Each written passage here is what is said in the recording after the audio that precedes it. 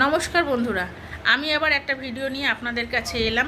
আপনারা আমার ভিডিওটা স্কিপ করে যাবেন না। আমার কিছু কথা বলার আছে ভাই বোনেরা।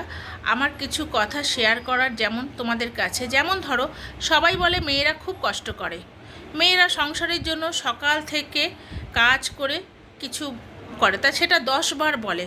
অথচ একটা ছেলে সারা দিন পরিশ্রম করে কাজ করে, কিন্তু কখনো তার মুখে শুনেছেন আমি এই করলাম সেই করলাম? কখনো বলে না।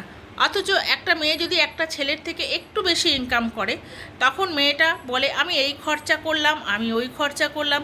কিন্তু একটা ছেলে সারা দিন পরিশ্রম করে যে খরচাটা মেয়েটার হাতে তুলে দেয়, কখনো জিজ্ঞেস করেছে যে তুমি কি খরচা করেছো, কেন করেছো? সব সময় তো মেয়েরা নিজেদের সাপোর্ট নিয়েই চলে।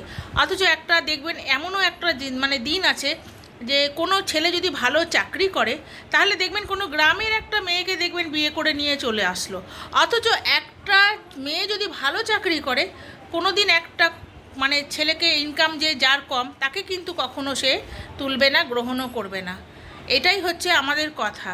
এবং সবাই বলে যে ছেলেরা শত্রু হয়, কিন্তু না, মেয়েরা মেয়েদের শত্রু এবং ছেলেরা কিন্তু কোনো দিনই কারোর শত্রু হয় না।